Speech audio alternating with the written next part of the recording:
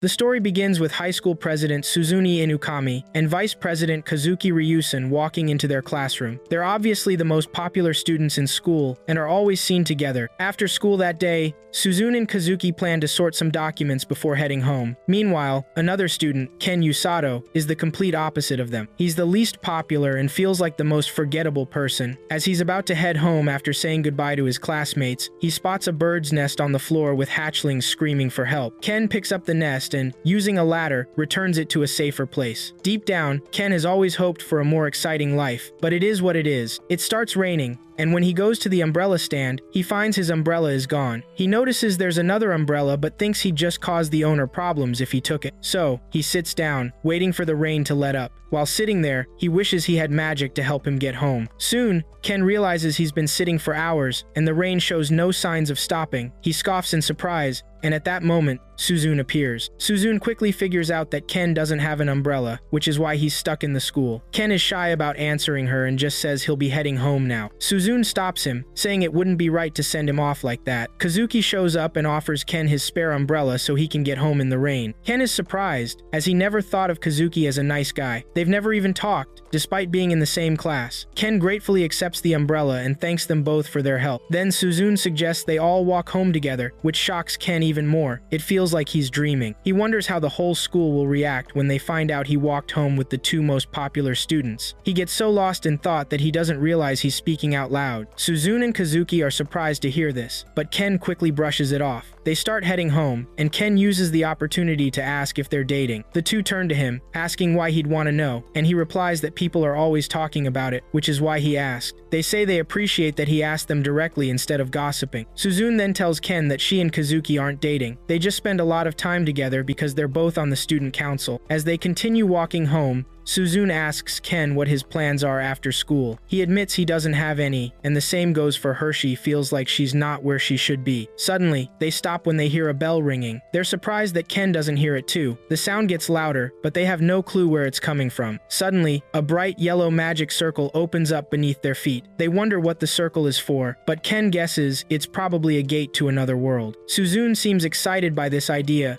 and wonders if there will be heroes and demons in the world they're about to enter. The magic circle starts to pull them in, and they get sucked into the portal. Upon waking up, they find themselves in a throne room. A king, a priestess, and guards are looking down at them. Kazuki and Ken seem bothered by this, while Suzune is excited they've stumbled into another world. Kazuki loudly demands to know what they've done to them and why they're there. One of the guards wants to silence him for disrespecting the king, but the king stops him. He decides to introduce himself and speaks to the trio in a calm manner. The king's name is Lloyd Vulgast Llinger, and he is the king of Llinger. He informs them that they have been summoned to the Llinger Kingdom to serve as heroes. This news excites Suzune because it's exactly what she wants. Lloyd explains that 2 years ago they were attacked by the Demon King and his armies. The nation managed to fend off the enemies, but the demon army has been getting stronger since then. There's no telling when they'll attack again, which is why they summoned heroes as a precaution. Kazuki, now angry, stands up and scolds the king for bringing them into this fantasy world without their consent. They have families back home, and he is certain they will be worried. He demands that the king send them back, but the king explains that the summoning only works one way: they can be summoned, but not returned. Frustrated, Kazuki gets angrier and tries to step closer to the king, but guards stop him. The king then rises from his throne, approaches the trio, and bows to them. He apologizes for the misunderstanding, and assures them he will find a way to send them back once they defeat the Demon King and his army.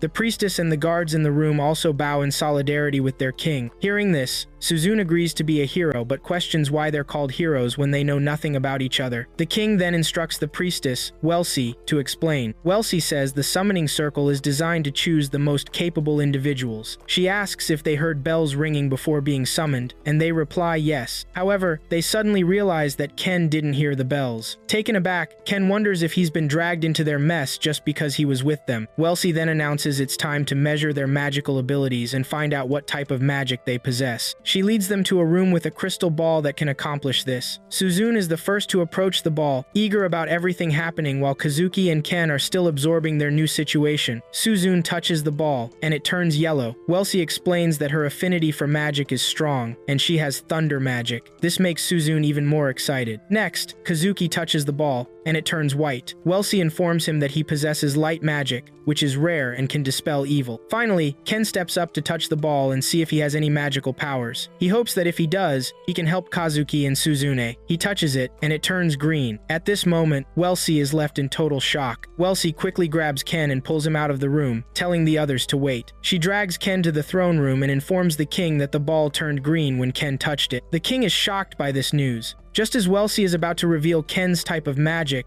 the king interrupts and insists they must get Ken away from the palace urgently. Ken starts wondering why they want to move him. He assumes they think he's dangerous. He asks if anyone else has the same magic as him, and the king confirms there is. He's about to elaborate when a woman bursts through the door. Everyone in the throne room is struck with fear at her arrival. The woman's name is Rose, and the king assumes she was off duty that day. Rose asks how the summoning ritual went. The king quickly replies that the heroes are in the throne room and that the summoning was successful. She introduces herself as the captain of the kingdom's rescue team. Just looking at Rose sends chills down Ken's spine. He sees her as someone who eliminates rather than saves people. After the introduction, Rose bids farewell to the king and starts to leave. The king breathes a sigh of relief at this and tells Ken that a room will be prepared for him later in the day. Ken is curious about the magic and asks what it means when the ball turns green. Rose is about to leave but suddenly stops and turns back upon hearing this. The king is filled with fear as Rose approaches Ken. She tells the king she will be borrowing the boy, but he instructs Wellesley to get Ken away from her. Wellesley follows the king and uses her magic to create a bubble around Ken, but Rose dashes after him with her super speed. Ken finds himself floating in the sky when Rose jumps after him, breaking the bubble around him with powerful punches. The king and his guards rush out of the palace, but it's too late. Rose has already captured the unsuspecting Ken. She tells the king that she will take over Ken's training and assures him that she will turn him into a full-fledged healing magic user. This revelation confirms that Ken's green color indicates his affinity for healing magic. The king tries to explain that Ken was only caught up in this, but Rose doesn't want to hear it. She carries Ken away from the castle. Later, Kazuki and Suzune learn about Ken's abduction. They worry he's in danger, but Wellesley reassures them he won't be harmed. She explains that Ken has been taken to the rescue team located just beyond the castle. She mentions that healing magic users are rare, which is why Rose wants to train him since she herself is a healing magic user. Suzune thinks this is fine, but Wellesley warns that Rose's methods are concerning. They're unorthodox, and her subordinates can be scary. Meanwhile, Rose and Ken arrive at the rescue team's house. Rose calls her subordinates and tells them to welcome Ken. Ken feels fear when he sees the subordinates she's referring to. They look intimidating and seem a bit off. The boys introduce themselves: Ken, Mill, Alec, Gomel, and Gerd. Rose instructs the boys to treat Ken well and not scare him. She tells Ken that these boys aren't healing magic users. She's just training them as her followers. There are other healing magic users, but they work elsewhere. Rose lays out her plan for intense training, shocking Ken by saying it starts the next day. After saying this, she heads to her room, informing Ken that he will be sharing a room with Tong. That night, Ken lies on the bed, hoping everything goes well. Meanwhile, Rose is in her chambers, eagerly anticipating how things will turn out with the new healing magic user from another world. The next day, Ken wakes up, hoping it was all a dream. Unfortunately, he realizes he's still in the fantasy world, and it feels all too real. He is still in the room when Tong comes in to tell him he has visitors. Stepping outside, he finds Kazuki and Suzune waiting for him. Both are dressed in white hero uniforms. Kazuki expresses his relief that Ken is okay, since they were worried when they heard he was kidnapped. Ken thanks them for their concern and says he's alive and well, but remembers he's supposed to start training that day. This thought dampens his mood as he recalls how scary Rose looks. Kazuki resolves to do his best in the fantasy world, and Suzune and Kazuki encourage Ken to do the same. They will also be starting their training that day. After checking on him, they say their goodbyes and head back to the castle. As they leave, Ken reflects on the need to get stronger so he can help them with their duties. Just then, Rose opens the door, and Ken shakes off his fear upon seeing her. She informs him that he's not in prison and is free to see visitors when he's not training. That is, she tosses him a journal, instructing him to record his daily activities and training routines inside it. She adds that he should also write down everything he feels. Then, she tells him to get ready since his training will start right after breakfast. After breakfast, Rose and Ken start training. The first routine involves Ken holding his hand over his chest. After a few minutes, she asks what he feels. He says he senses a warmth coming from his chest, and Rose tells him that's called mana. She instructs him that his next task is to try to draw the mana out of his body, but to just focus on sensing it for now. She gives him a book to read with basic information about the world and other topics. Ken is surprised and mentions he can't read the language of the world yet. When he does, he realizes he can actually read it. Rose explains that heroes summoned here always have a translation magic cast on them. She points out Llinger Nation on the map and also shows him the demon territory. Ken notices that the demon territory is closer to Llinger than the other nations, which is why the demons attack Llinger before others. They're practically neighbors. Rose tells him to go through the book to learn about the nations, races, and more. After saying this, she leaves. Ken feels relieved that the training isn't as tough as he feared. The next day, Rose ramps up Ken's training by telling him to start running around the field. Ken obeys, but Rose doesn't let him take a break, even when his legs start to feel numb. This pattern continues on the third day, and when Ken's muscles ache, causing him to collapse on the ground, Rose heals him and tells him to keep running. With no choice, Ken gets back up to avoid Rose's wrath. He plans to vent his frustrations about Rose in his journal since that's the only place he can express his feelings freely. By the fourth day of training, Ken becomes part of the team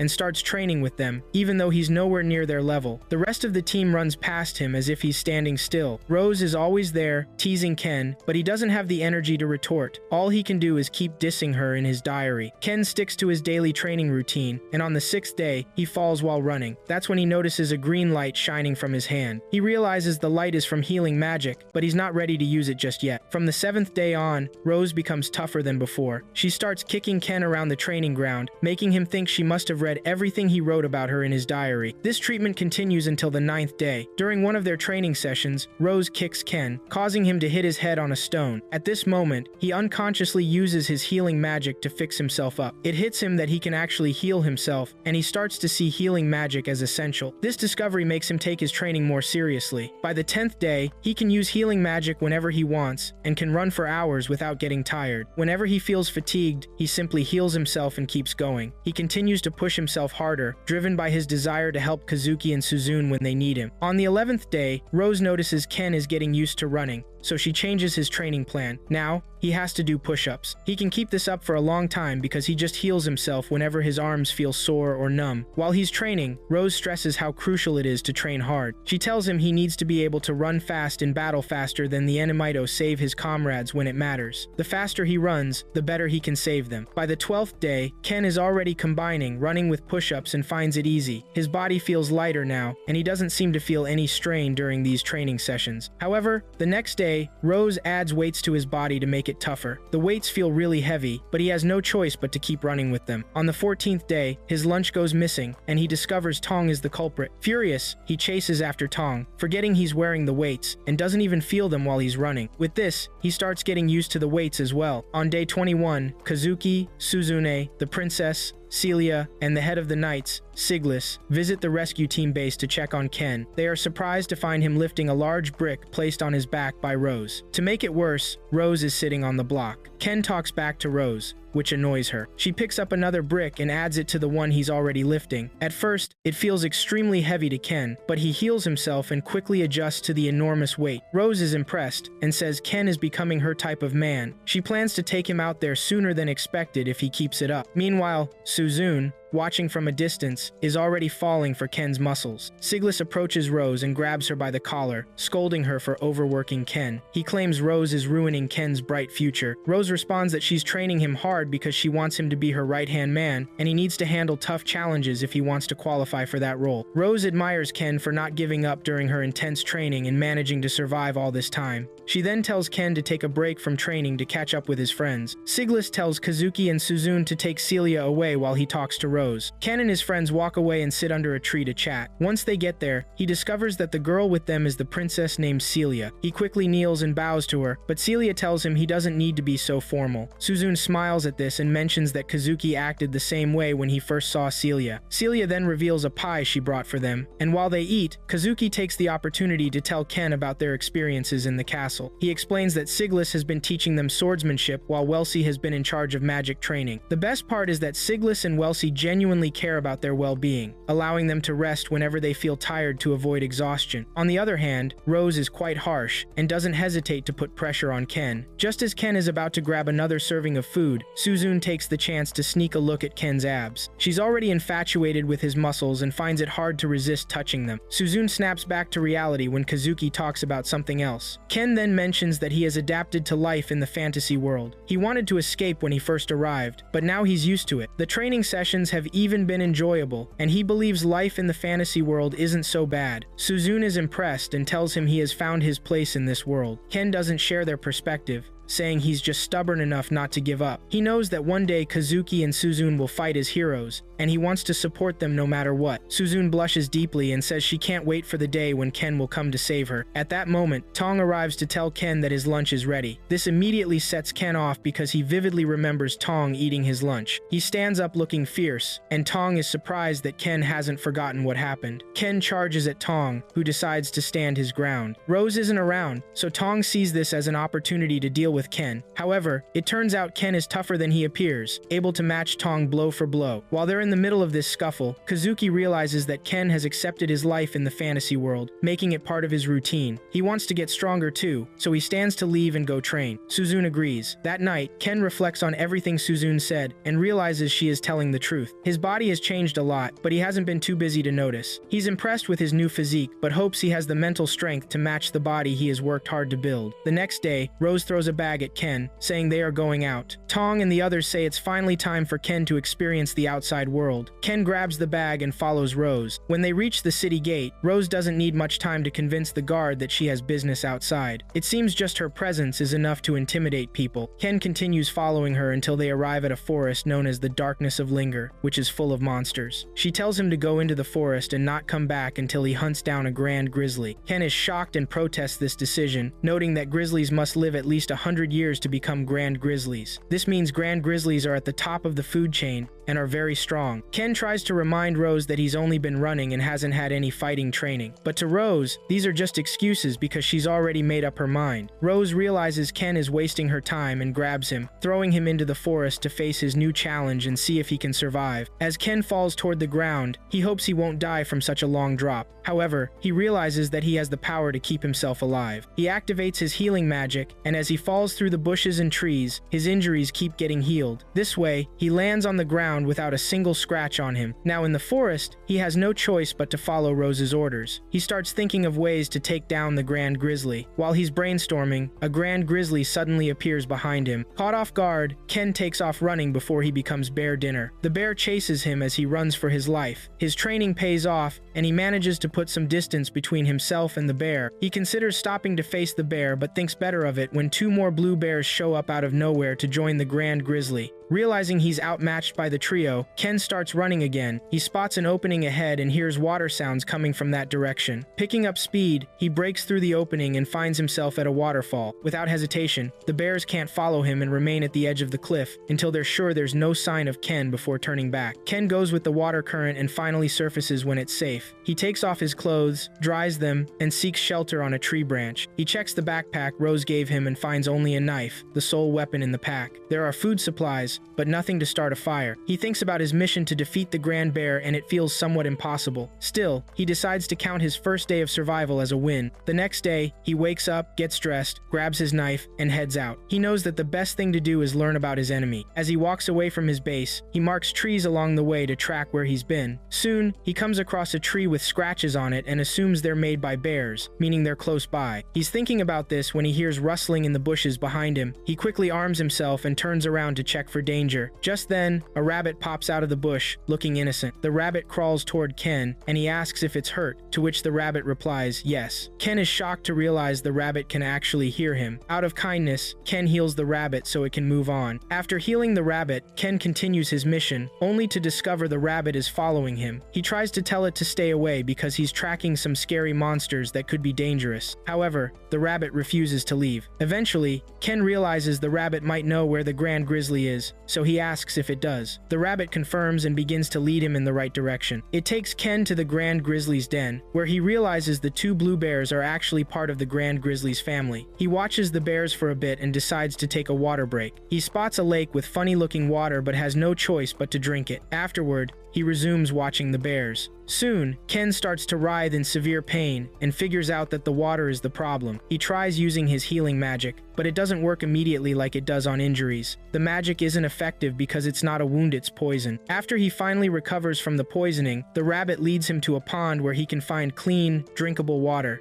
He tastes the water and realizes it's actually good. Just then, the rabbit senses something and jumps into a tree out of fear. Ken wonders what's wrong with the rabbit but decides to join him in the tree. He recalls that the rabbit wasn't even scared like this when they were with the bear. He easily concludes that whatever the rabbit is afraid of must be dangerous. Seconds later, a giant white snake slithers out of the bushes, sending chills down Ken's spine. Just by looking at the serpent, he knows it tops the food chain in the forest. He manages to hold it together until the snake moves away. It's now been 4 days since Ken entered the forest, and he can't shake the feeling that the snake could be anywhere. He continues to observe the grand grizzly bear and his family to learn their behavior. He's starting to fall in love with the adorable yet intimidating bear family. However, he knows he has no choice but to terminate them to fulfill the order from Rose. He decides he'll go after the bear the next day because he already knows what to do. The following day, he gets ready to leave, but the rabbit stops him, and he chooses to listen since it's raining. The next morning, Ken prepares to head out to take down the grand grizzly. He's eager to do this because he believes he's capable. He soon arrives at the bear den only to find the corpses of the grand grizzly and his mate on the ground. However, there's no sign of their cub anywhere. He starts to wonder what happened to the bear, and the only explanation he can think of is that the giant snake he encountered earlier terminated them. The snake didn't eat them, meaning it killed them just for fun. Just then, the baby bear emerges from its hiding spot, grieving for its parents. Ken feels heartbroken seeing the baby bear in pain, and he decides to avenge its parents. He tells the baby bear to wait at the den and sets off to search for the giant snake. Back home, Kazuki and Suzune check on Ken, only to find out from Tong that he's been gone for 10 days. They learn that Ken is being trained by Rose, who makes all the decisions but isn't available at the moment. Kazuki is seriously worried about Ken because he knows that 10 days is too long to be alone in the forest. Suzune calms him down, saying Rose is the one who set this up and she certainly knows what she's doing. Suzune believes that Ken will return home safely. Not long after, Ken finishes his training and has made a spear from a stick. He then tells the rabbit to lead him to the snake so it can run away afterward. The rabbit agrees and starts heading toward the snake while Ken follows from behind. They soon find the giant snake, but Ken is surprised to see the baby bear fighting it. He remembers telling the bear to stay at the den, but the bear is filled with rage over its parents' death. Ken knows the snake is extremely dangerous, but he charges at it, confident that nothing is scarier than Rose. He misses his first strike against the snake and gets lucky to avoid a deadly counter from it. He uses that miss to jab his spear into the snake's right eye, but the snake reacts quickly and pushes Ken away with its body. Before he hits a tree, Ken activates his healing magic to ensure he isn't wounded. He has successfully injured the snake, and now all he needs to do is keep it up and finish the job. He pulls out his knife and plans to attack from the snake's already blind right side. However, the snake tricks him into charging in from the right and uses this to launch a surprise attack. The snake grabs Ken by the arm, and he screams in pain. Ken then remembers that he's holding his knife inside the snake's mouth.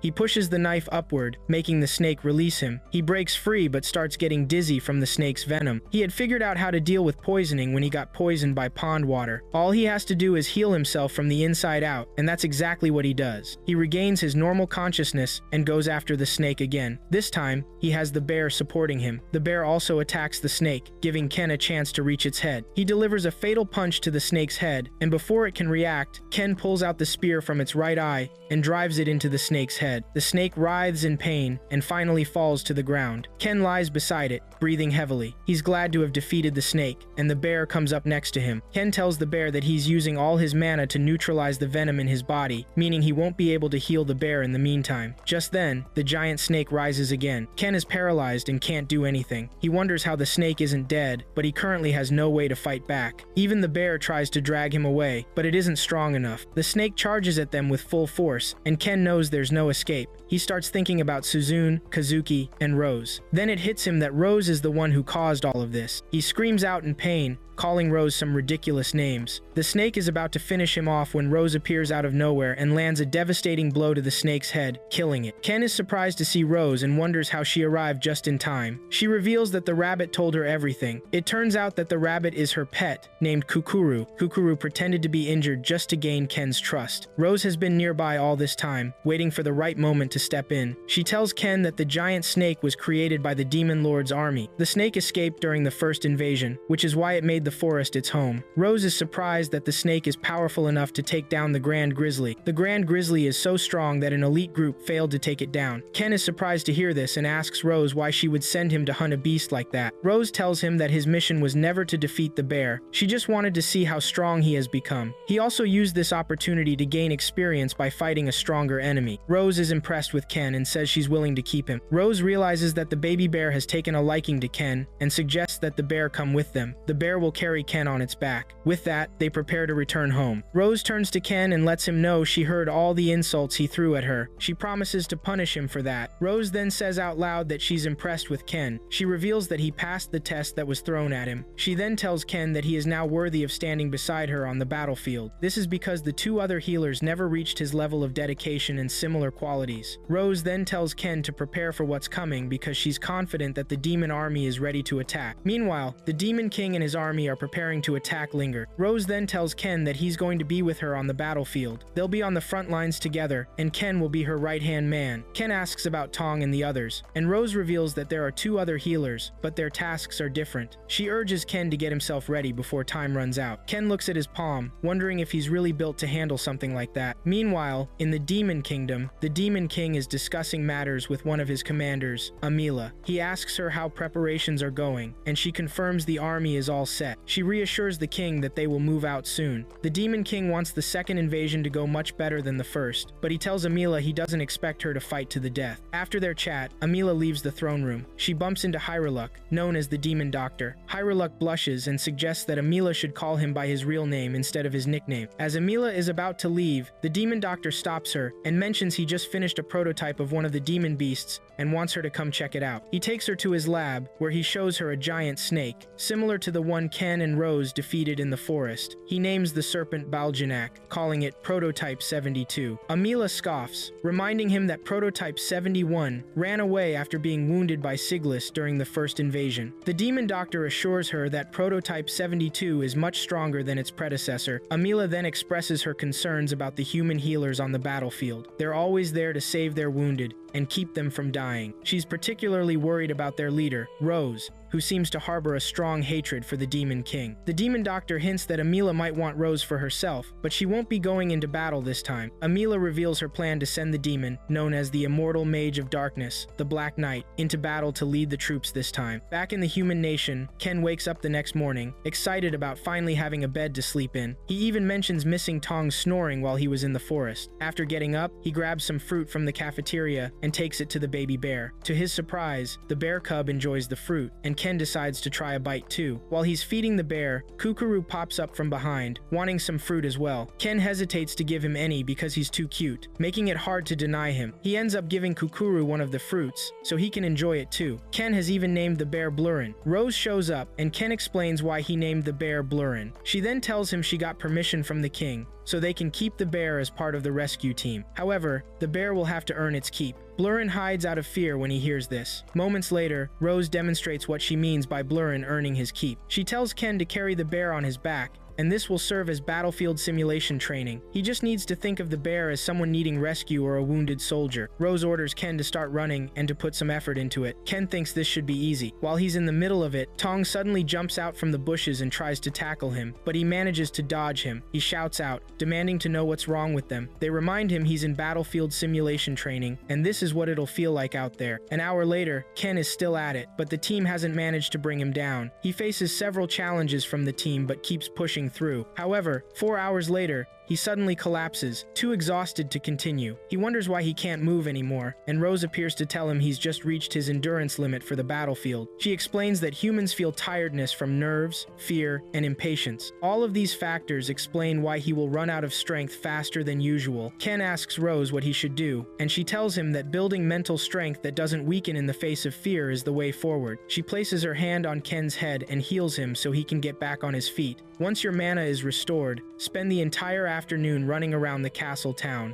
Rose tells Ken. Ken asks if he will have to carry Blurrin the whole time, to which she replies yes. Soon after, Ken starts running around the town. He expects people to flee from him since he has a bear on his back, but he's surprised to find that everyone is remarkably calm around him. He spots a woman selling Blurrin's favorite fruit and asks her what it's called. She tells him it's called Peffles. Ken then asks the woman why everyone remains so calm despite him carrying a monster. She explains that the people know he is from the rescue team. They're used to the rescue team doing unusual things, so they're not scared by this anymore. Since he has no money for fruit, he decides to buy it later. However, the woman gives him one as a souvenir, which he and the bear appreciate. Ken thinks about visiting the castle since they're nearby. He wants to check on Suzune and Kazuki. He runs past a man in a lab coat, who starts running after him, trying to stop him. The man quickly tires and falls to the ground. This is when Ken realizes the man is trying to get his attention. He stops to check on him and takes him somewhere safe to heal. The man thanks Ken for the help and says he feels much better now. Ken then asks why the man was trying to get his attention. The man says he just wanted to greet his junior, which confuses Ken. The man realizes Rose hasn't filled Ken in completely and introduces himself as Orga Fleur. He mentions he's one of the 2 other healers. He then talks about how he had no idea they had new members who are summoned heroes. Orga is impressed that Ken can actually keep up with Rose's training methods. He says he and his sister couldn't. His sister is the other healer and is 5 years younger than Orga. They run a clinic in the city where they heal the citizens. Ken asks why he collapsed earlier if he's a healer. Orga explains that he's not good at healing himself and is only effective when healing others. Their job on the battlefield is to stay at the back while Tong and his team bring the wounded to them. He and his sister don't have the stamina to run around and heal like the captain does. This is when Ken reveals that Rose has asked him to join her on the front lines. Orga says this is a good thing because some soldiers die on the front lines because there's no one to heal them. He mentions that Rose must really trust Ken, which is why she asked him to be with her. After that, Orga stands up and says he needs to return to the clinic before his sister starts looking for him. They say goodbye, and Ken leaves. Just then, Orga's sister, Ururu, shows up and scolds her brother for being out so long. Orga tells her he found someone interesting, but she'll find out more about that soon. Moments later, Ken arrives at the castle gate and asks the guard if he can enter with the bear on his back. The guard agrees, saying he knows Ken isn't a threat as long as he's from the rescue team. This surprises Ken, and he wonders why people trust Rose so much. Ken walks into the castle and finds Suzune training with the other soldiers. She's excited to see him and takes a break from her training, sitting down to look at the interesting blue creature that came with him. Ken explains that he got the bear after going through some training in the forest. While he talks, Suzune is captivated, completely in love with the bear. She asks Ken if she can touch it, and he agrees. However, when she tries to pet the bear, it slaps her hand away. Instead of getting mad, Suzune gets even more excited. Ken suggests calling the bear's name should help, but this only makes things worse. The bear holds her hand in its mouth. The bear suckles her hand and then jumps on Ken's hand as well. Soon after, Ken notices blisters on Suzune's palm. She explains that it's from her intense sword training. Ken takes her hand and helps heal the blisters so she can get back to normal. Then, Ken mentions he came to visit both Suzune and Kazuki. Suzune tells him that Kazuki is probably already out of the kingdom, along with Siglis and some troops, trying to gain experience fighting monsters. The scene shifts to the forest where Kazuki, Siglis, and the soldiers prepare for battle. Siglis feels confident that the demon forces will be stronger this time than last, but he's relieved to have Suzune and Kazuki on their side. Kazuki realizes how much the people depend on them and tells Siglis he'll do his best. Their talk is suddenly interrupted when monsters appear and ambush them. Kazuki and his comrades arm themselves for the fight against the wolves. Back at the castle, Ken hopes Kazuki is okay, and Suzune assures him that he should be since they've only been gone a few days. Suzune then shares that she plans to enter the forest for more training once Kazuki returns. After their conversation, Ken stands up to leave for the rescue team base. As he exits the castle, he thinks about how hard both Suzune and Kazuki are working. This determination drives Kazuki to do whatever it takes to save them when needed. He doesn't want to hide safely while they battle enemies. That night, Ken puts Blur into sleep and is about to enter the house when he sees Rose waiting for him. She asks how the training was, and he tells her he's getting used to it. He seizes the moment to tell Rose he's found a way to overcome his fears. He realizes that while he can't fight or kill, he's ready to save his friends and anyone who needs help because he's part of the rescue team. Rose is impressed and takes the opportunity to encourage him. This is the first time Ken truly feels like a member of the rescue team. The next morning, Rose wakes Ken up to let him know the king is asking for him, indicating it's time for Suzune to begin her training, and Ken will be escorting her. On their way to the castle, Ken asks Rose why he has to follow Suzune into the forest. Rose reveals that she was also asked to go when Kazuki was heading into the forest, but she denied the request because Ken had just returned from training, and she knew he would still be tired. She didn't want to stress him out more. She tells Ken that all he needs to do is heal Suzune and her party if they get hurt during their adventure. The mission will last 3 days and 2 nights.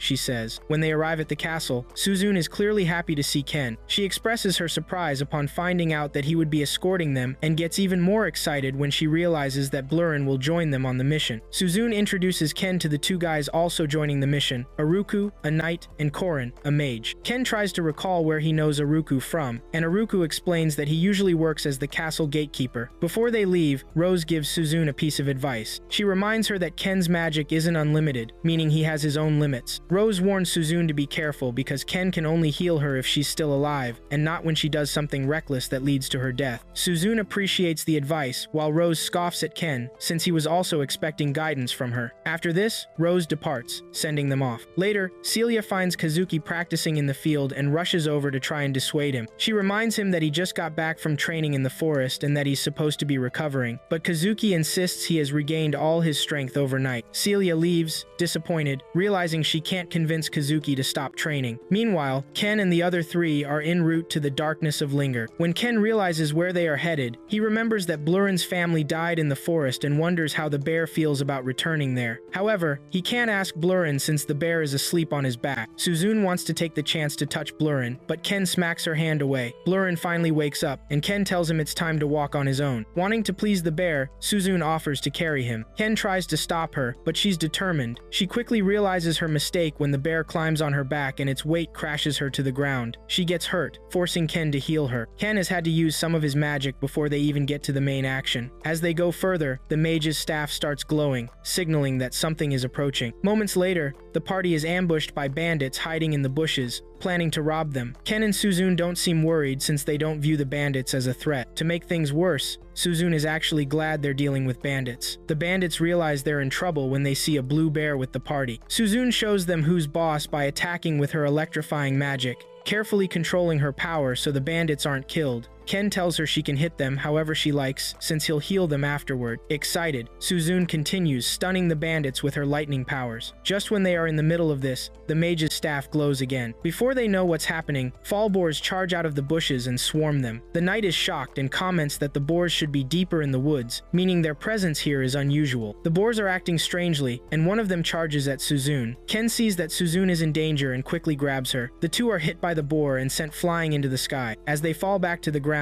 Suzune is scared, but Ken tries to reassure her that she'll be fine. They finally land in a river, and Suzune looks stunned. Ken recognizes the river and knows they will soon go over a waterfall. He tells Suzune to brace herself. He shields her as they go over the waterfall. Ken passes out, and Suzune has to drag him out. She promises to save him when he wakes up, but quickly pushes him away, embarrassed. Suzune has a cut on her face, and Ken heals her. They soon realize they've lost their backpack while falling. There's not much for them to survive on in the bushes. Ken suggests they find shelter for the night to figure out their way the next day. Suzune has no idea where they can rest, so Ken recommends sleeping in the trees. He had slept in the trees the last time he was in this forest and hopes Suzune can manage it. Suzune admits she's never climbed trees, making Ken realize she might come from a comfortable background. After finding a cozy spot, Suzune changes into a different outfit. She stays by the river, dipping her hands into the water. She releases electricity into the river to stun a group of fish they can use for dinner. He even asks her to start a fire with her powers, which she does to keep impressing Ken. Later that night, while they're in a cave, some venom monkeys appear. Ken knows about them from reading, which is how he knows their name. Suzune is fascinated by the monkeys and wants to touch them. Ken warns her against it, explaining that while they're not aggressive, they are poisonous, as their name suggests. Despite the warning, Suzune goes ahead and touches one of the monkeys. She's having a great time until the monkey bites her, and she instantly passes out. Ken rushes over and quickly heals her before things get worse. Back home, Kazuki just learned from the king that his friends are missing. He gets anxious and thinks about searching for them, but Rose stops him. She tells him there's no need to go into the forest, assuring him that Ken is with Suzune, and she trusts him to keep her safe. She tells him Ken isn't someone who would easily die, and as long as he's alive, Suzune will be fine too. Back in the woods, Ken suggests they take turns sleeping so one can keep watch. Ken is the first to lie down and try to sleep. A little while later, Suzune asks if he's asleep,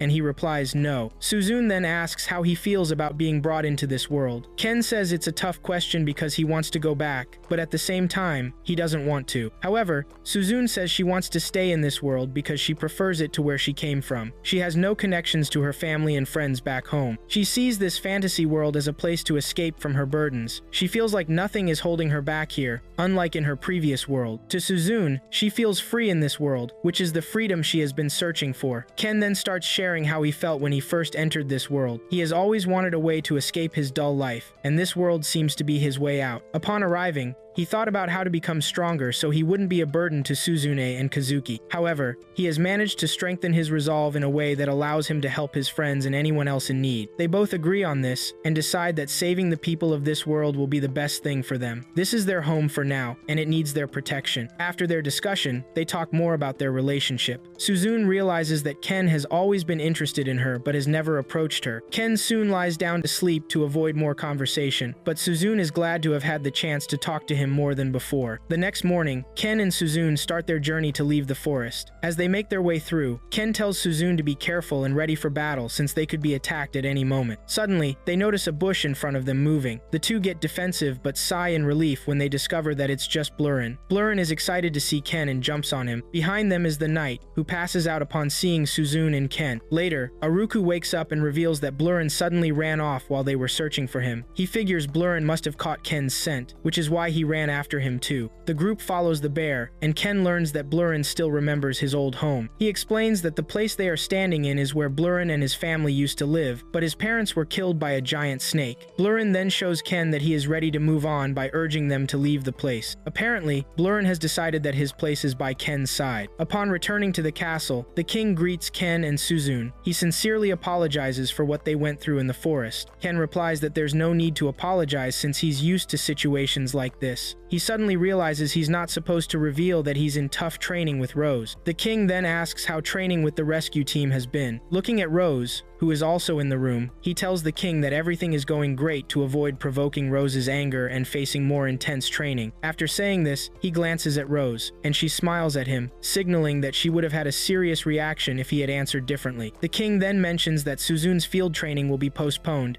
and encourages her and the others to relax. Ken and Suzune are free to leave the throne room, but the minister, Sergio, tells Siglis and Rose to stay behind. This surprises Ken, making him wonder why they have to remain. Ken jokes about it, suggesting they might be getting fired. Just then, they hear Kazuki and Celia calling them from behind. Kazuki catches up and shares how worried he's been after hearing that the two are missing. Celia confirms this, saying Kazuki was ready to rush out of the castle to find them. Ken tries to explain how Suzune was poisoned by a venom monkey, but she quickly covers his mouth with a cloth to spare her embarrassment. Later, Kazuki confides in Ken that Rose really trusts him, and that's why he didn't go searching in the forest. After a brief chat, Ken and Suzune leave, while Celia and Kazuki stay behind. As they depart, Celia discusses the bond between their trio. Kazuki notes that it's because they are all from another world. Celia wonders if she fits into that bond. She also expresses her dislike of how Kazuki still addresses her formally, and wants him to call her like he does with Suzune and the others. Kazuki agrees and starts calling her by her preferred name. Celia blushes deeply when he makes the change. In the throne room, the king is in a meeting with Rose, Sergio, and Siglis. The king learns that the bandits who attacked Suzune were interrogated and revealed there are fewer monsters in the grasslands, which is unusual. The king notes that there is only one explanation. The monsters must have fled the area, likely running from something frightening. Siglis concludes that the monsters were likely trying to escape the demon army. They can safely assume the demon army is on the move, and it's best not to underestimate them this time. Siglis is confident the demons will come at them with everything they've got to conquer the kingdom. The king takes this into account and instructs the men to start preparing. He dismisses them but asks Rose to stay behind. He then makes a special request of her. Rose knows what the king wants before he even asks she is to go out and scout the demon army. With the fastest legs in the kingdom, she's the most suited for this task. Just as she's about to leave, the king stops her, asking if she would reconsider leading the troops again. Rose firmly states she has no intention of doing so. Apparently, some of her men died on the battlefield before, and she blames herself for not saving them. It was during that encounter that she got the scar that cost her right eye, a constant reminder of the tragedy. The king tries to convince her not to blame herself, but she insists she is responsible for what happened. She believes that once someone dies, nothing can be done for them anymore. This is why Rose formed the rescue team to assist on the battlefield. The king agrees that the rescue team truly made a difference during the last battle. He tells Rose she should be happy since she has achieved her dream, but Rose is still not satisfied. Another reason she created the team is to find a subordinate who won't die. The king is shocked to hear this and says it's nearly impossible for someone not to die. Rose replies that this is exactly why she set up such brutal training, to find someone who can endure and survive the challenges. Rose. The king quickly realizes she is talking about Ken. Rose explains that Ken has excelled in everything he tries. He doesn't like to quit, and his will to live is strong. Plus, he has a rebellious streak toward her, which is one of the reasons she wants him. She's decided to make Ken the perfect healer. Rose soon realizes she has strayed from the topic and apologizes. She bows to the king and says it's time for her patrol. Later that night, Ken learns from Alec that Rose left him a letter. No one knows where Rose is, but she addressed a letter to Ken. He opens it to find a task from her. There's another sealed letter inside that she wants him to deliver. She has already drawn a map for him to follow to get the letter to its destination. All he has to do is follow the map. Meanwhile, the demon army is busy constructing a bridge to connect them to the human kingdom. The storm is making things difficult and slowing progress. During this, Amila sees that the Black Knight shows little respect for her, even though she's his superior. She tries to assert her authority, but he mocks her and walks away, telling her to call him when the bridge is finished. The demon doctor arrives to tease Amila for her failure to control the Black Knight. Amila reveals that the bridge's construction will be finished soon, allowing them to finally launch a full invasion of the Llinger Kingdom. Just then, the foot soldiers discover someone is on the other side. Amila isn't worried because she knows the invasion will already be in motion before the scout reports back. Suddenly, a log flies at them, tearing the bridge apart. Amila looks closely at who threw the log and realizes it's Rose. She recognizes her sworn enemy and screams in frustration. With this, Rose believes she's managed to delay the invasion for a few more days, giving the kingdom time to prepare. The next day, Ken sets out to complete the mission Rose left for him. He starts walking around the city, using the map to find the house where he needs to deliver the letter. After wandering for several minutes, he senses something is off. Soon, he stops at a fruit stand, where the woman tells him there's fresh produce if he wants some. While they talk, a girl watches Ken from her hiding spot. Moments later, Ken reaches the spot marked on the map. He tries to remain unnoticed before entering the house. Inside, he meets a girl who turns out to be Orga's sister, Ururu. When Ururu sees Ken's uniform, she immediately realizes he's from the rescue team. She tries to recall the name her brother mentioned, but struggles until Ken helps her out. She introduces herself properly, and during this, Ururu discovers she's a year older than Ken. It suddenly occurs to Ken that he's in the clinic. Orga mentioned the first time they met. Ururu tells him her brother is currently examining a patient and invites him to come and watch how it goes. They arrive at the examination room, but Ururu insists they watch from the doorway because her brother gets distracted easily. Ken closely observes how Orga works. He notices that Orga's mana color is quite different from his own. Orga heals a boy right in front of them, and it's the boy who points out that there are two people watching. Orga is surprised to see Ken at the clinic, and Ken reveals he's there to deliver a letter. Ururu and Ken start chatting about the rescue team, while Orga breaks the seal on the letter and reads it. After reading the letter, he wears a worried expression but quickly changes it to avoid letting the others figure out what it says. Ururu talks about how excited Rose was when she began training her and her brother, but they struggled with her methods. Just then, a guy rushes in. He tells Orga that his help is needed for his friend who fell from a roof while working, injuring two others in the process. Orga, Ururu, and Ken immediately rush to the scene. The healers begin picking up the injured people one by one to try and heal them. This is Ken's first time trying to heal someone who isn't on the rescue team or Suzune. He remembers that this type of injury is what he'll face on the battlefield. He starts to feel nervous, but Orga finds a way to calm him down. He assures Ken that it's no different from what he's done before. You have the power to heal the person in front of you, Orga says. Hearing this, Ken gains confidence and manages to complete the healing. Once they're done, they leave the scene, and Orga tells Ken he's welcome to visit anytime. He can also come to the clinic to help out since it's tough for just the two of them to handle everything alone, Orga adds. Ken promises them he will return. He says goodbye and leaves. After he's gone, Orga tells his sister that the letter from Rose is to warn them that a war is on the horizon. They learn that the demon army will soon invade, and Rose wants them to be ready. Both Ken and Ururu lack combat experience, meaning this will be their first time on the battlefield. According to Orga, believing in their abilities will be their only asset in the fight. Meanwhile, Ken stops by a fruit stall to get Blurren's favorite fruit. At that moment, the girl who's been watching Ken appears. She approaches him and says he's the only one who can change the future that's coming. The girl touches his hand, and Ken sees a vision where the Black Knight stands over the bodies of the heroes and human troops. He snaps back to reality, breathing heavily from what he just experienced. The girl tells him he will have to pay a debt for the big favor and then runs off. After the girl left, Ken manages to shake off the shock he's feeling. He starts searching for her to learn more about what she showed him. He can't accept the idea that Kazuki and Suzune might die in the upcoming wars. Soon, He finds a guard and asks if he's seen any girl, but the guard says no. Ken tries to describe her, but the guard insists he hasn't seen anyone like that. Just then, Rose appears behind him, and the guard vanishes as soon as he sees her. Ken is surprised to see Rose and asks where she's been. She explains that she was outside the kingdom, scouting the enemy. They're trying to build a bridge to cross the river into the kingdom, she says. However, Rose shares that she has delayed the bridge construction, giving them a couple of days to prepare. Ken jokes about this, reminding her what scouting means. As a result, he gets squeezed in the face until he screams from the pain, and Rose finally lets him go. After that, they leave the city and head home. Ken tells Rose about the fox girl he's looking for. It turns out that Rose knows who the girl is. She's surprised to learn the girl is only 12 years old, but managed to escape danger and evade kidnappers on her way to the kingdom. Ken is shocked and asks Rose why the kidnappers would be after her. Rose explains that beastkins are seen as valuable prey because some are known to have special magic abilities. Ken then asks Rose if the beast people are known to make people see strange illusions. Rose scoffs, saying she's heard of some powerful beastkins known as the Oracle of Time because they can see the future. These people are very rare and well protected among the beast people. Rose demands to know why Ken is interested in learning about the beastkins, and he lies, saying he's just curious. Ken starts to wonder if the girl he saw is one of those rare individuals. Rose reaches the palace and informs the king about everything she learned while scouting. The king apologizes for what Rose endured to gather this information and thanks her for successfully delaying the enemy's invasion for a couple of days. Now that they're certain the enemy is coming to attack, the king plans to inform the entire nation the next day. He tells Sergio to prepare for this and instructs Siglis to inform Suzune and Kazuki, saying they should be updated that night. Later, Kazuki and Suzune make their way to the throne room, wondering why they've been summoned. They hope it's not for what they're thinking. On their way, they run into Celia, and as usual, things get a bit awkward between her and Kazuki. After a few strange moments and staring at each other, Kazuki and Suzune say goodbye to her and continue on. Suzune then asks Kazuki what's going on with him and Celia, but he insists there's nothing, so she decides not to press further. Later that night, Ken struggles to sleep because of what the girl told him. He ponders what might be wrong and how he can save the heroes. In the middle of this, he sees 3 light bubbles visible from the window. Curious, he gets up to investigate and discovers the light bubbles are coming from Kazuki, who's standing outside the house. Ken is surprised to see Kazuki at such a late hour, but steps outside to meet him. They sit down to talk, and Ken assumes Kazuki is having trouble sleeping because he has training in the morning. However, Kazuki reveals he's not worried about that. Kazuki then shares what's really bothering him. He tells Ken that the king has informed him and Suzune that demons will be attacking soon. The heroes are expected to play a vital role in the upcoming war. This is why Kazuki is awake. He's genuinely scared about going to war. He left the palace and kept walking until he ended up at the rescue team's base. In short, Kazuki is afraid of the war. He shares how terrified he was when he faced monsters, let alone the actual war that takes lives. He's even more worried because the people of this world rely on him. They've treated him well and expect great things in return. Ken jumps in to say he's impressed that Kazuki is under pressure. He mentions it's actually good that Kazuki is putting himself first for once. You don't have to live up to anyone else's expectations, he says. Kazuki asks Ken what his own decision is, and Ken replies that he has decided to fight the demon army. He's scared about it but has made up his mind. Kazuki is taken aback and points out that Ken could actually die in a war he didn't choose, but Ken doesn't seem concerned. He shares all the reasons he's thought about that led him to decide to go to war. He mentions that Kazuki is one of those reasons, which hits Kazuki hard. Hearing this, Kazuki resolves to fight alongside Ken. He doesn't know if he can live up to the hero standard, but is sure he can still fight to protect his friends, including Ken. This surprises Ken, who then asks Kazuki why he decided to fight. Kazuki explains that since Ken is fighting, it makes sense for him to join in. He believes he'll feel much better with Ken and Suzune at his side. They then bump fists in agreement to protect the kingdom and its people, ending their conversation with smiles. After Kazuki leaves, Ken turns around to see Suzune standing behind him, completely shocked. It turns out Suzune heard everything they discussed. She wants to chat about it, but Ken is sure she followed Kazuki out of concern for him. Ken reveals he still doesn't want Kazuki to fight in the war, even though he's the one who encouraged him to do so. Suzune asks if Ken doesn't want her to fight either, and he says yes. However, he thinks her situation is different because she's already decided to stay in that world. Suzune agrees and decides it's time for her to go too, mentioning that tomorrow will be hectic. The next day, the king addresses the entire nation to update them on the latest news. He tells them the demon army will invade soon, but they have plans to intercept them in the grasslands. He's certain the demon army will be stronger this time, which is expected. However, the king is also confident that the nation's army has become stronger as well. To make things even better, 2 heroes have joined their ranks, which should help a lot. He reassures the people that the rescue team is there to assist on the battlefield, always ready to carry soldiers to safety and heal the wounded. He tries to calm the nation by saying the odds might not be in their favor, but he's confident the kingdom of Llinger will be victorious in the upcoming war because he trusts the fearless troops they have. Later that day, Celia is in her room when her maid tells her Kazuki is there to see her. She quickly goes to Kazuki, who's standing by the door. Kazuki informs her that he'll be leaving with the troops the following day. Celia's eyes well up with tears, but she tells Kazuki she will be praying earnestly for their victory. Kazuki thanks her and says goodbye. Celia watches from the hallway as Kazuki walks away in his new armor and cape. At the rescue team base, Ururu is having a blast with Blurin and Kukuru. She tries to touch the bear, but it keeps swatting her hand away. Soon, she starts playing around with the bear and rabbit. Ken leaves her to have her fun while he talks to her brother. Orga mentions that Ururu has always been full of spirit, but right now she's a bit nervous and just trying to hide it. That's why she's busy playing with the bear and rabbit to distract herself from what she's feeling. This will be her first battle, and she's trying to keep her mind off the serious possibilities that come with it. Ken and Orga are deep in conversation when Tong shows up to tell Ken that Rose wants to see him in her room. This surprises Ken since he's never been called to Rose's room before. He starts wondering what she might want to do with him, but Tong snaps him back to reality,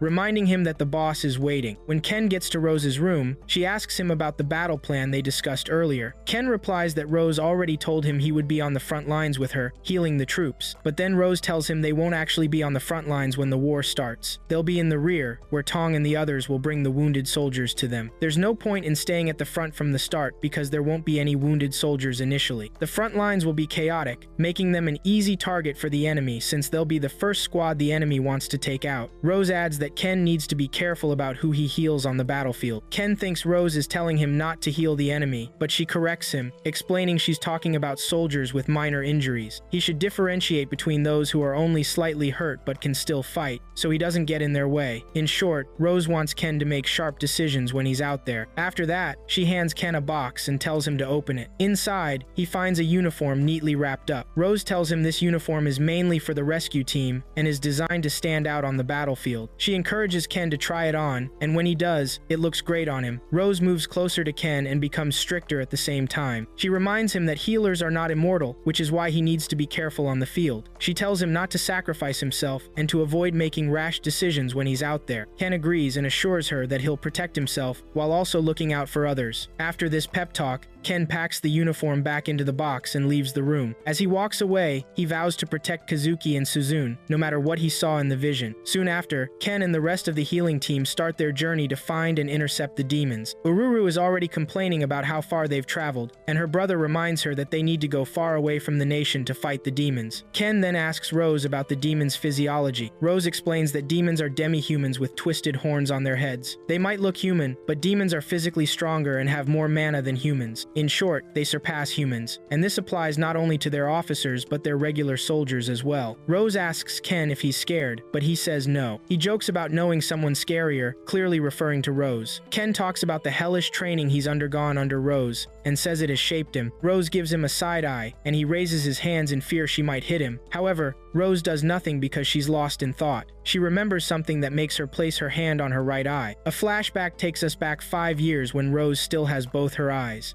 She was the commander of the Llinger Knights and is seen entering the throne room. Once inside, the king informs her and Siglis that there have been sightings of demons in the grasslands. The king says there have been no casualties so far, but that doesn't mean they should relax. To be safe, the king orders that merchants be assigned guards while they travel. He knows the demons are dangerous because they are strong, and he urges his people to be careful. After the briefing, Rose leaves the throne room. After leaving, Siglis approaches her to discuss the demons and their movement. He's worried the demons have gathered enough strength to invade. Rose sees this as a possibility, and the two plan to gather their troops in preparation for an attack. After discussing this, they go their separate ways. Rose's deputy commander, All, shows up. She tries to talk to her boss, but Rose is lost in thought about preparing for the demons. All keeps calling her, and Rose is forced to knock her on the head to get her to back off. Even then, All doesn't give up and reveals she knows about the demons. Because of this, Rose hits her again, scolding her for always eavesdropping on classified meetings. All cries out, complaining that her boss is too hard on her. The two leave the castle together and head to their base. All talks about defeating the enemies, and Rose reprimands her for being too confident. She warns that underestimating enemies is a mistake, and when All tries to defend herself, Rose changes her mind and says she will oversee their training that afternoon. All screams in pain because she knows she's put herself and the rest of the squad in trouble. They get home, and the knights welcome them. The knights notice something's wrong with All, and when they ask, she brushes them off. However, Rose reveals why the deputy is acting that way when she mentions she'll be in charge of training. The knights scream out because they know All must have said or done something to provoke the commander. They end up ganging up on her and beating her up because of it. She begs Rose to make them stop, but Rose says it's not her problem. A week later, the king calls Rose to inform her that the demons are now attacking monsters in the human nation. The attacks have become frequent, prompting the king to tell Rose to investigate and use force if necessary. After receiving this order, Rose mobilizes her knights and tells them they'll be moving out in the morning. All tries to motivate the team, but instead, she gets beaten up by them. They blame her for everything they've gone through over the past week. Rose tells Kukuru that he'll be staying home because she doesn't want him to get hurt. His ability to track monsters would be valuable, but Rose isn't willing to put him in danger. The team gets excited when they hear Rose will join them on the mission. They know they'll be able to fight at their best because they have their boss there to heal and motivate them. The next day, the team gets right to it. They mount their horses and head into the forest. That night, they set up camp since it was already dark. They've explored some of the woods, but found nothing. One of them suggests checking out the west side, though they know it's the most dangerous area. All agrees, sharing her uneasy feeling about the west side. The guys decide to go along with her wish since she's the deputy director. Once that's settled, All tells the team it's time to sleep, but they'll take turns watching the fire. Rose volunteers to be the first watch while everyone else rests. A little later, Rose talks with All, since she knows she's still awake. All realizes she's been caught and stands up to discuss what's on her mind. She asks Rose why she picked her as the deputy commander when she feels unqualified. All she's done is write reports and request equipment, which seems more like running errands. Rose replies that she thinks All is doing a great job and isn't one to complain. She even plans to pass the commander role to All in the future, which shocks All to her core. Since she's in charge of the battalion now, she wants All to lead the unit one day because she can't manage both. All doesn't want that because she fears the team won't accept her. She shares that she's a stubborn person who sticks to her beliefs, even if she's the only one supporting them. She's used to silencing others who don't agree with her, but then she met Rose, whose use of force changed her viewpoint. Even when All tries to defend herself, she ends up losing each time. Still, she keeps fighting back because she doesn't want Rose to outdo her. She's amazed that Rose is the first and only person who stands by her and even challenges her. Others usually get fed up and leave after some time. She acknowledges that Rose might be annoying, but she understands the unit better than anyone else. That's why All wants Rose to continue being their commander. Hearing this, Rose stands up and lightly taps All on the head again. All can't complain since she knows what kind of person her boss is. Rose scolds All for thinking she'd be foolish enough to choose someone unworthy as her successor.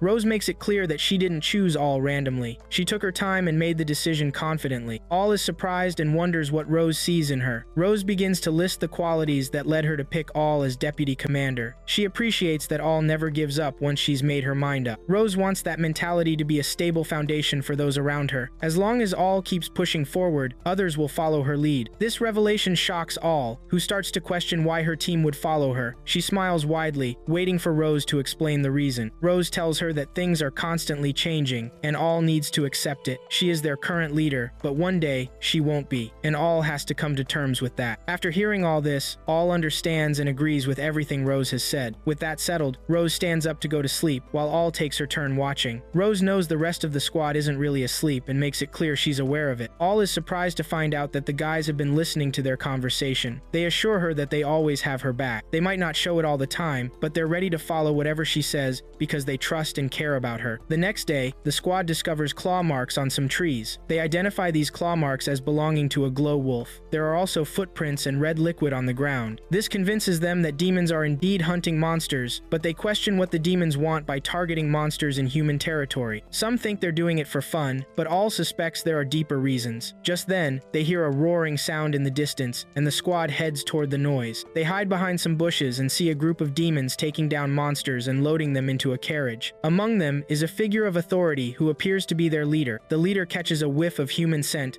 and makes it clear that he knows they're there. Rose realizes there's no reason to hide anymore and reveals herself, prompting the rest of the squad to follow her lead. She steps out from the bush, but tells all and the others to stay put for now. Rose asks the leader why they are hunting monsters, and he replies that there's a reason, but he won't share. Rose then asks him what he plans to do because they still have a chance to avoid conflict. The demon leader, feeling confident, tells Rose he can't let her go since she's seen them. He intends to eliminate Rose and her squad. Hearing this, All steps out to back her up. Rose then instructs All to take charge of the team since she won't be able to give orders while fighting the demon. The demon leader and Rose charge at each other, and he uses wind magic against her. Surprisingly, Rose is faster than the attack, reaching him before he realizes what's happening. He manages to dodge the hit just in time, and is about to comment on how impressed he is that a human can be strong when Rose launches another attack. She hits him hard, sending him crashing into the forest behind them. Rose wants to chase after him and leaves her unit to handle the remaining demons. She runs after the guy and uproots a tree and throws it in front of him to block his path. She follows up by hurling more trees at him. She grabs one of the trees and uses it to pin him down. The demon breaks free and comes at Rose with a powerful wind attack, expecting it to stop her, but she breaks out of the spiraling attack thanks to her healing abilities. The demon then realizes Rose is a healer, and her incredible physical strength makes her an effective melee fighter. The demon decides it's time to get serious. But first, he introduces himself. His name is Nero Argents, and he asks for her name, which Rose gives. A red portal opens in the ground, and Nero's staff emerges. He threatens to take Rose down, but she assures him she'll beat him to a pulp before he ever gets the chance to eliminate her. The two charge at each other with everything they've got. The battle between the two groups rages on. Rose's unit is ready to show the demons they're not easy to beat. Rose notices that Nero's demon sword is cursed, which is why she can't let that ugly possessed sword touch or cut her. She dodges an attack from one of the guys and counters, sending him flying to the ground. Rose taunts the demon, telling him to get up because she's pretty sure he still has the strength to fight. Nero admits that Rose and her unit are quite skilled. However, he's not ready to be defeated because they're working towards bringing their demon lord back. With that, Nero releases a powerful control spell from his body, showing Rose that he and his squad are prepared to become sacrificial lambs if it means their lord's rebirth. Rose's unit notices something strange about the demons. The demons start acting like their lives don't matter, and Rose suspects that Nero has messed with their minds. She goes after him, determined to take him down before he has a chance to do anything. One demon holding Naruka plunges her head into death, dying alongside her. Nero has basically conditioned his squad to die beside the humans if that's what it takes. This effect continues, and Rose starts losing her unit one by one. Losing her cool, she charges at Nero like a rabid dog. This gives Nero the perfect opportunity to predict her moves, and he slashes her right eye. Rose tries to heal the wound, but she can't because the sword is cursed. Even with half her vision, Rose stands firm, trying to take down Nero with whatever she has left. Nero is about to finish her off when All jumps in and takes the hit, getting severely cut instead of Rose. She collapses to the ground, realizing her entire unit is gone, the unit that always believed in her. Nero takes this moment to trash talk her and her unit, which only infuriates Rose more. She grabs the guy's sword like it's nothing and lands a punch to his stomach, bringing him to his knees. She's determined to teach him a lesson. She punches Nero repeatedly, and even when he tries to fight back, he can't. Rose is in full-on termination mode, and Nero stands no chance against her. She throws him around like he's trash, slamming him into a tree and impaling him with his own sword. She's starting to tire, but she wants to finish the job. Just as she gets closer, a young Amila pops out from the woods, ready to save Nero, leaving Rose shocked that someone would still want to save the guy responsible for her squad's annihilation. Amila pulls out the sword, and plot armor surrounds her as Rose watches her drag Nero away. Once they're gone, Rose drops to her knees, hearing All's groans and crawling toward her. She tries to heal All, but the cut is too deep. And on top of that, it happened with the cursed sword. Before All passes away, she tells Rose to stay the commander they know her to be. All dies, and Rose lets out a loud, pain-filled scream as she looks around at the bodies of her comrades. Back at the castle, Rose reports to the king, and when she's done, she asks him to remove her as commander of the battalion. As if that's not enough,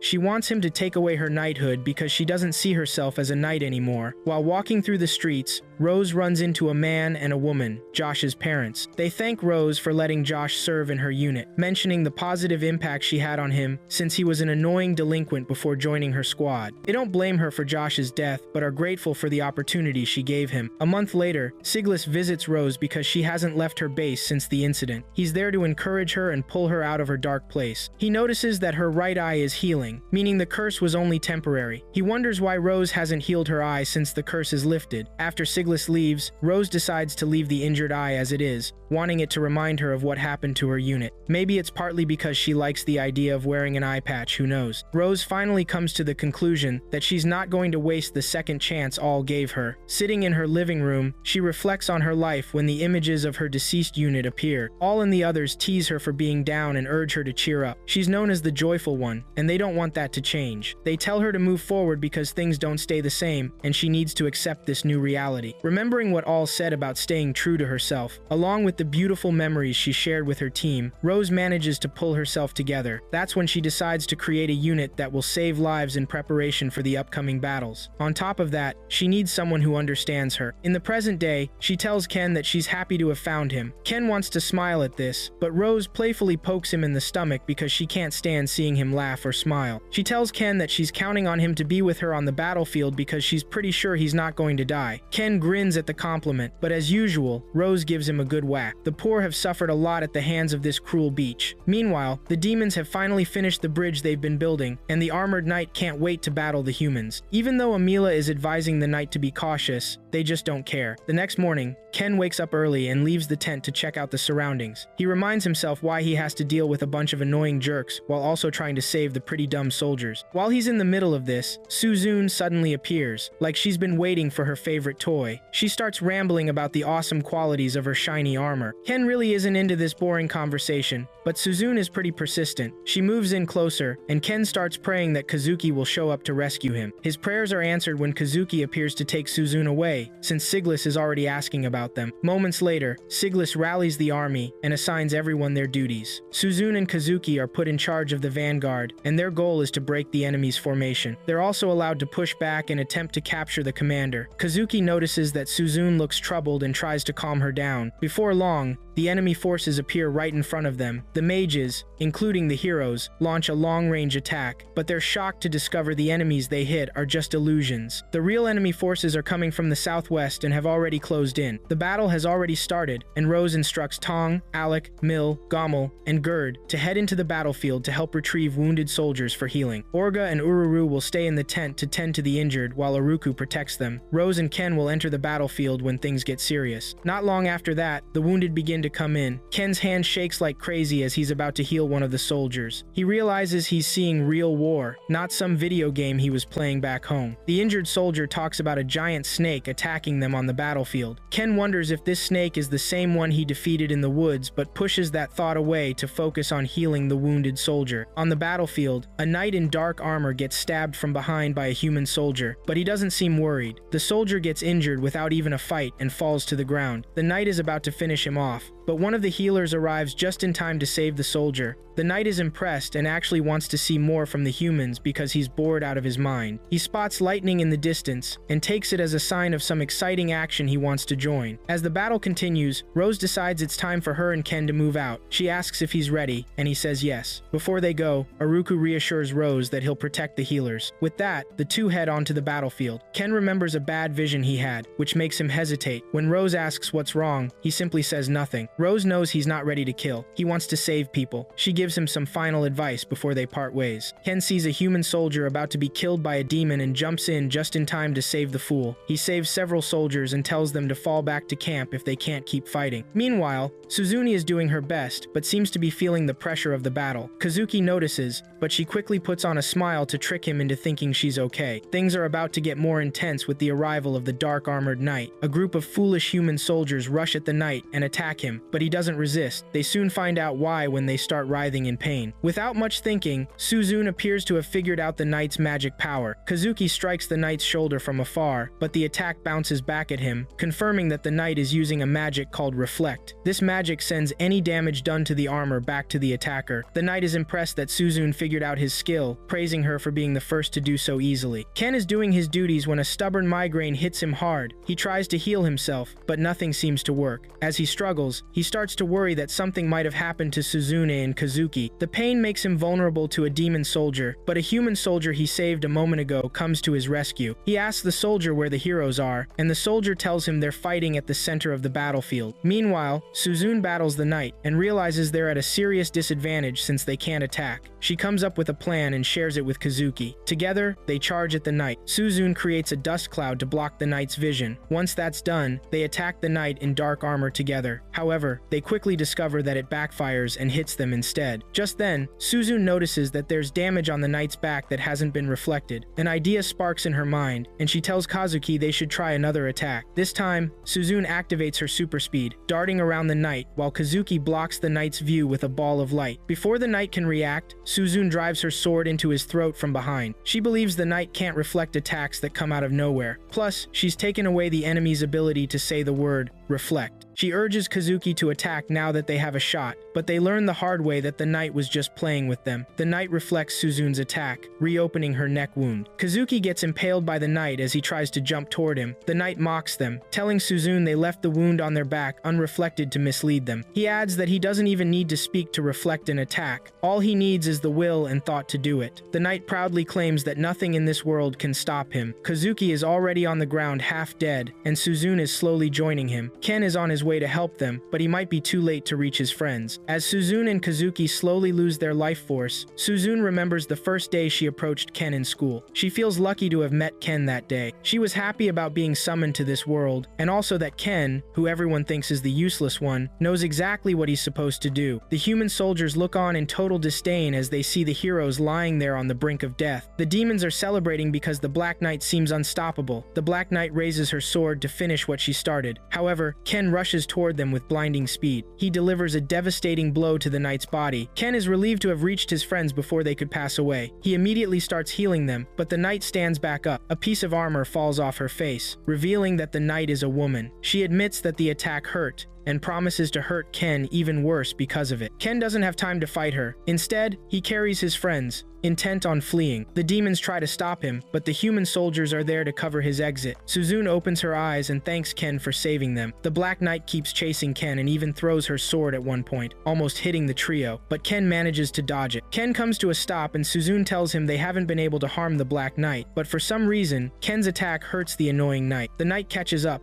vowing to hurt Ken the way he hurt her. Ken doesn't plan on fighting her, but she's getting on his nerves. Deciding to engage her in battle while Suzune watches over Kazuki, he charges at the knight, realizing her armor can morph, making it even deadlier. The knight tries to hit Ken, but her attacks don't affect him, leaving her shocked. Ken sees that she doesn't expect what he's bringing and increases the intensity of his punches. Frustrated, the knight tells him to die, but Ken reminds her that people don't just die because she says so. Finally regaining consciousness, Kazuki hears from Suzune that Ken was the one who healed them. He's currently fighting the scary Black Knight. All of the knight's reflection attacks are failing against Ken, since he's constantly in a healing state. Suzune wonders if the knight's weakness could be healing magic. They realize that Ken isn't injuring the knight with his attacks. He's just making each one really painful for her. Suzune admits that this is definitely the wrong way to use healing magic. The Black Knight gets furious that Ken has been playing with her and activates everything she has. Her aura becomes more terrifying, and her sword grows even larger. This is supposed to intimidate Ken, but he doesn't care about her show of force. All he knows is that he has to end this. Ken and the knight charge at each other, colliding and creating a massive wave in their wake. Ken holds on to his limits and overcomes the knight using his healing magic. He breaks through her sword, allowing him to deliver a finishing blow right through her. Rose sees this from a distance, looking impressed by what she's witnessing. Once the dust settles, the Dark Knight has lost her armor, leaving her completely vulnerable. It turns out she's a female demon with white hair, and she's been knocked out cold by Ken's attack. Ken names his finishing punch, the ultimate healing punch. Once the demons see their best fighter has been defeated and captured, they start scurrying back into their holes like rats. Suzune thanks Ken for saving them because they surely would have died without his help. She asks what kind of attack he used, and he explains that Rose taught him at the last minute. That was her advice before they parted ways. He just needs to imbue his fist with healing magic, so he heals his enemy while inflicting serious pain. This won't kill the enemy, but will definitely knock them out. Suzune and Ken are celebrating their success when soldiers arrive to inform them that the snake is still causing chaos. The heroes plan to end this, and Ken wants to join, but Rose intervenes to stop him. Ken nearly panics at the sight of his master and starts to apologize, saying he had taken care of everything before her arrival. Rose then tells Ken they need to return to camp and that he should let the heroes handle the snake. Ken tells his friends they better come back alive, and Suzune reassures him that they won't waste the lives he gave them. Meanwhile, in the demon camp, Amila and the others learn that the Black Knight has been captured, throwing them into total panic. Amila becomes even more frightened when she hears there's another agile person just like Rose. She realizes they're doomed since they haven't even faced Siglis, and they're already losing badly. She tells Hiruluk to call the snake back because it's time to retreat. Hiruluk is about to do this when he sees that the heroes have ambushed the snake. Teaming up, Suzune and Kazuki take down the crawling beast. Now in the infirmary, Rose tells Ken that the enemy is retreating and wants to know if they should chase, but she says no. She's trying to avoid more casualties because the demons will likely attack again soon. Just then, Rose starts to compliment Ken, telling him that the battle might have been lost if he hadn't saved the heroes. Hearing the praise brings tears to Ken's eyes as he realizes his hard work wasn't in vain. Rose pats him on the head, and Ken thanks her for showing him the right way to save people. Rose smiles proudly at him. Ken feels dizzy and faints,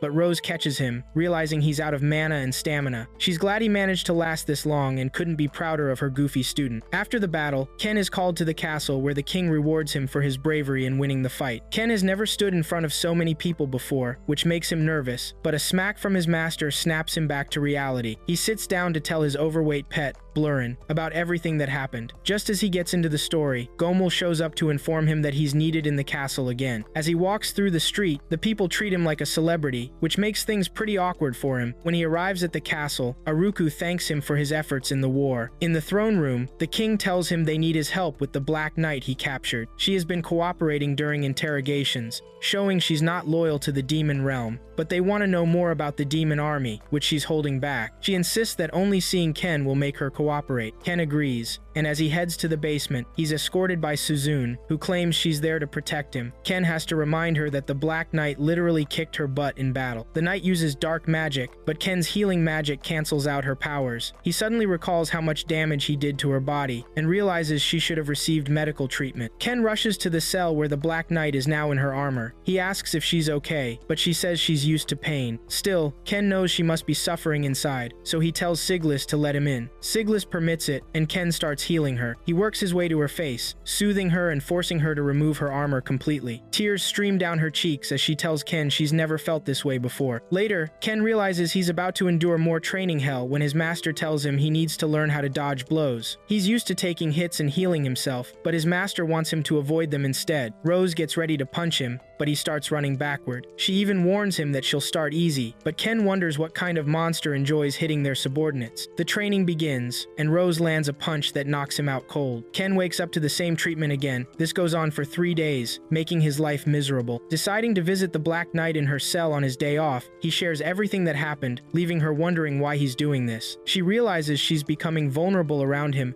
and asks him to leave. As he's about to exit the castle, he bumps into Kazuki, who's training in front of Celia. He can't believe this is what training looks like because his master has nearly killed him, claiming it's training. Kazuki notices Ken and pauses his workout so they can chat. Celia tells Ken that the king now trusts him more than before, realizing they would have lost the battle without his brave intervention. Ken tries to be modest, saying he didn't do anything, but Kazuki interrupts. He's about to mention that he almost died when he remembers Celia is there, so he quickly shuts up. However, Celia picks up on it, and after Ken leaves, Kazuki finds himself in a hot interrogation. Meanwhile, Ken wonders what will happen to the Black Knight now that she's given up all the information they wanted. There's a possibility she might face execution. The Black Knight is in her cell when Rose shows up, catching her completely off guard. Rose tells the lady she has 2 options, and the Black Knight is already scared out of her wits. She knows Rose is way stronger than Ken, making her a serious threat. Rose offers her the choice to rot in jail or join her, so she can turn her into an upright white demon. Not that she really has a choice, since Rose has already made her decision. Rose puts a magic tool around the knight's neck to restrict her dark magic and stop her from putting on her armor. The knight starts to wonder what Rose wants with her, but she's about to find out if she can be patient. Ken and Blurren are jogging when suddenly, he gets sidekicked by his intimidating master. She reminds him that he's supposed to be taking time off, and Ken wonders if that's enough reason for her to kick him. Ken is shocked to see the knight with Rose. Rose informs him that she plans to reform the lady and make her an errand runner for the rescue team. Rose is already having fun because this will be her first time training a demon. When the knight wakes up, Ken offers his condolences because he knows she's completely done for. Later that night, Rose tells Ken that the king plans to send him and the heroes to other nations to deliver messages. Ken wonders why he was chosen along with the heroes, and Rose assures him that the king now trusts him to get the job done. She tells him to get ready before he's called upon. Ken decides to buy a book in town, and the bookseller apologizes for how they acted after the battle. They were just really impressed by how good he was. Unfortunately for Ken, he runs into the creep, Suzuna, again. He's trying to deal with that when he sees the fox girl, who shows him a vision of Suzune and Kazuki dying on the battlefield. He rushes over to her, and to his surprise, the girl tells him it's time to pay her back because she needs Ken to save her mother. The fox girl tells Ken that he's the only one she can rely on and introduces herself as a Mako. She then insists on having a private conversation. Meanwhile, the Dark Knight struggles with the tough training imposed on them by Rose. She views the entire rescue unit as inhumane, since there's no way someone isn't dying from such intense training. Feeling exhausted, she lies down, but a kick from Rose gives her the adrenaline boost she needs, and she jumps back into training. Since Rose and the others are busy training, Ken and Suzune choose to talk to Amako in the dorm. Ken thanks her for saving his friends by showing him the vision. Amako explains she's been searching for a healer, which is why she left the distant Beastkin territory, since only humans have healers. They ask her why she didn't go to Orga or Ururu for help, since they would have definitely assisted her. She replies that those two can't fight, and she needs someone who can.